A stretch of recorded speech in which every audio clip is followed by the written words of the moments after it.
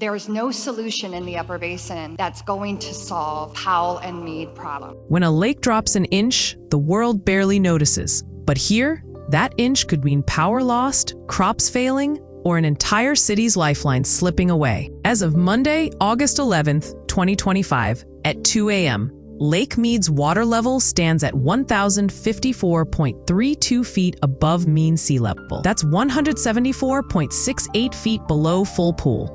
A gap so large, you could stack an entire skyscraper inside it and still not reach the surface. Just the day before, Sunday, August 10th at 12 p.m., the reading was 1,054.38 feet. That's a rise of only 0.07 feet in half a day, barely the thickness of your thumb. From yesterday's reading, the official change is 0.01 feet. On paper, that's almost nothing. But here, even tiny changes are part of a much bigger story. Lake Mead is the largest reservoir in the United States by volume when full. Its waters fed by the mighty Colorado River.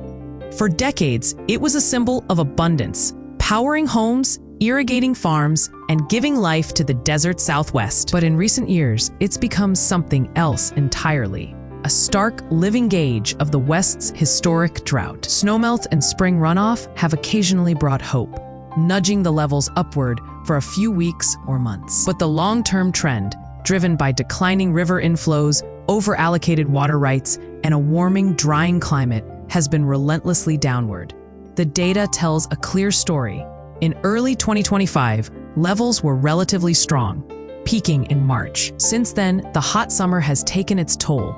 Steady evaporation, relentless heat, and peak demand for agriculture, cities, and recreation have pushed levels lower. Even compared to previous years, 2025's line on the graph sits low, hugging drought threshold territory.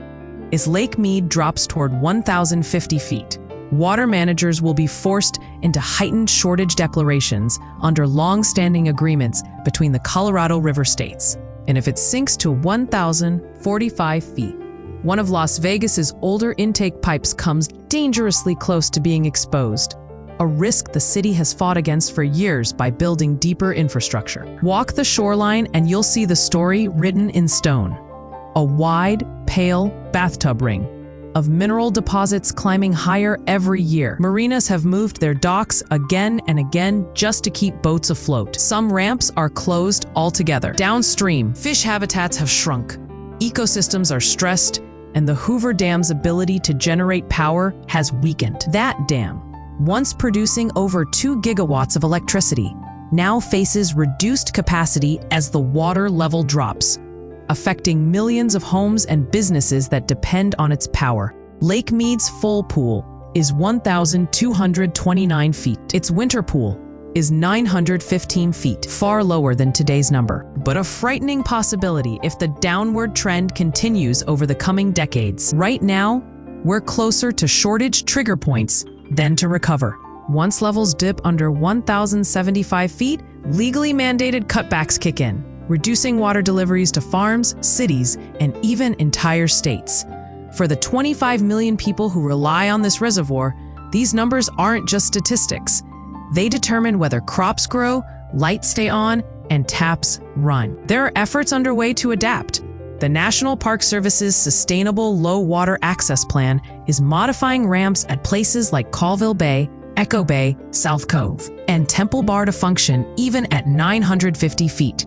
At Hemingway Harbor, one of the busiest launch sites, the ramp is being extended to remain usable down to 1,000 feet. These changes keep boats on the water a little longer, but they don't solve the deeper issue. Without substantial reductions in water usage and stronger conservation policies, these stopgaps are just buying time. Lake Mead is not just a lake. It is a lifeline for 7 U.S. states and parts of Mexico. Its health reflects the future of the entire Colorado River Basin, a region already facing the twin challenges of climate change and overuse. This year's slight mid-August uptick of 0.07 feet might look like good news.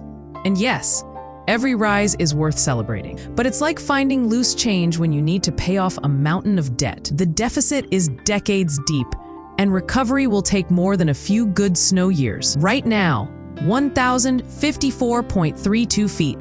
That's the number, but the meaning behind it? It's power plants running a little weaker. It's farmers wondering if their next water delivery will be cut. It's a fish population shrinking with each passing season. It's the growing bathtub ring, silently marking time as the water retreats. Lake Mead's story isn't finished, but the ending depends on choices we make today. Choices about how we use water, how we adapt to climate shifts, and how seriously we take the warnings already written in the desert. CO. Because here in the Southwest, every drop matters.